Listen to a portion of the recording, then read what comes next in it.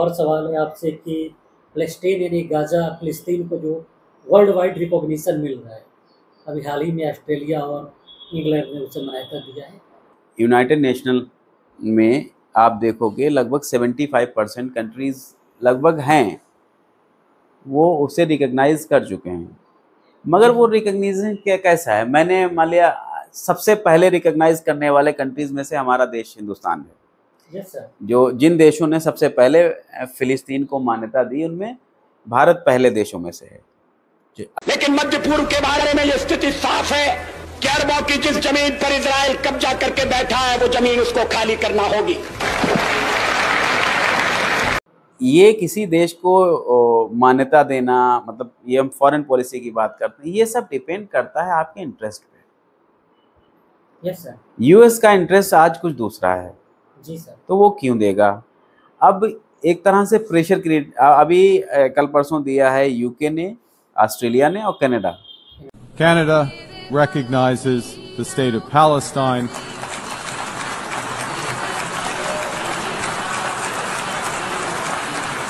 ये तीनों के तीनों प्रो यूएस हैं। जी सर। तीनों के तीनों, और मतलब इनकी सारी नीतियां देखो प्रो यूएस हैं।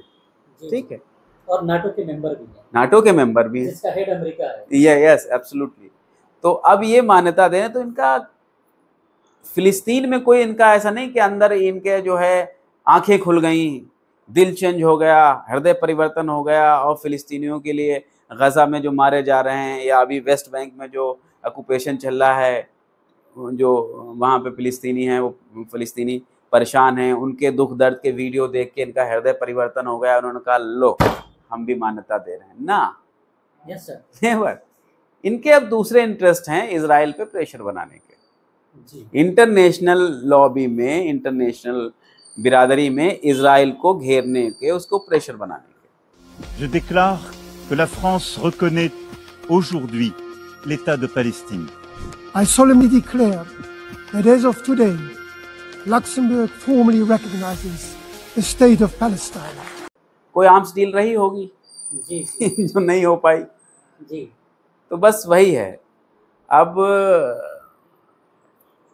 अगर उसका सलूशन ढूंढा जाए, जी सर, मैं तो ये देखता हूँ इस तरीके से, दो वो जो लोग कम्युनिटी का वॉर कहते हैं, इस्लाम या मुस्लिम्स और ज्यूज़, वो आपस में क्लैश है, वो मैं उस तरह से नहीं देखा। मैं देख रहा हूँ दोनों मतलब मोहरे हैं शतरंज की बिसात पे। ये इजराइल भी एक मोहरा है और फिलिस्तीन भी एक मोहरा है।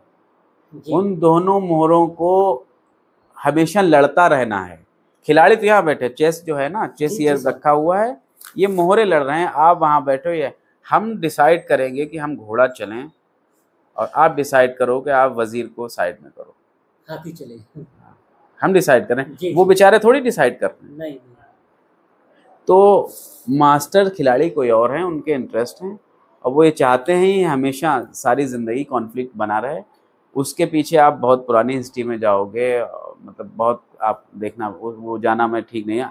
इसके पीछे एक, अगर आप कॉज अभी कभी वक्त मिले तो आप देखना कि जब तक इन मुल्कों में जो अरब कंट्री हैं, वेस्ट एशिया है, इसमें जब तक पेट्रोलियम की खोज नहीं हुई थी तो वेस्ट का क्या रुझान था इस जगह के लिए, जो वेस्टर्न वर्ल्ड है, जब तक पेट्रोलियम खोजा नहीं गया था, शायद 1910 के आसपास है। हाँ। और उसके बाद जब पेट्रोलियम की वहाँ जो है खोज लिया गया, पेट्रोलियम शुरू हो गया, उसके बाद कैसे कैसे इनका स्टैंड बदलता गया वेस्ट का इस दुनिया के लिए, क्योंकि एनर्जी मीन्स पावर। क्या सबब है, आपके पास एनर्जी है और आप पिछड़े हुए हो। अगर आप उस एनर्जी को बेच के आप अपना इन्वेस्टमेंट करते, यूनिवर्सिटीज़ बनाते, आप साइंस एंड रिसर्च सेंटर बनाते, इंडस्ट्रियलाइजेशन करते, ठीक है, एजुकेशन में इन्वेस्ट करते, अपना इंफ्रास्ट्रक्चर खड़ा करते, तो आज आप सुपर पावर होते, वर्ल्ड पावर होते। अब आप वो ना कर पाओ तो हम ये चाहेंगे आप एनर्जी बेचो, हथियार खरीदो और लड़ो, दैट्स इट। इसी में सारा सिनेरियो इसी से क्लियर होगा। ये है खेल। सर असली खेल ये है। Yes sir. उसके पीछे अब दिखाने के लिए तो वही है, वो शतरंज का खिलाड़ी ही क्या, जिसकी चाल जो करना चाह रहा है उसकी चाल से मालूम हो जाए। जी। वेस्टर्न वर्ल्ड में और इजराइल में ये रिलेशन है। वो बेचारे इजरायली, उनको समझ में नहीं आ रहा, उनका भी इस्तेमाल हो रहा है। जी सर। उनका, ये सोचने और की बात है। उनमें भी एक कम्युनिटी है जो इस बात को समझ चुकी है, वो अपनी गवर्नमेंट की मुखालफत करती है। ऐसा नहीं है कि मुखालफत नहीं। वो हारिस नाम का अखबार जो छपता है जेरूसलम से, जी सर। जब गाजा पे अटैक कर रहे थे, गजा पे, तो उस टाइम वो लिख रहा था, ये जो अपने अपने प्राइम मिनिस्टर के लिए लिख रहा था जी।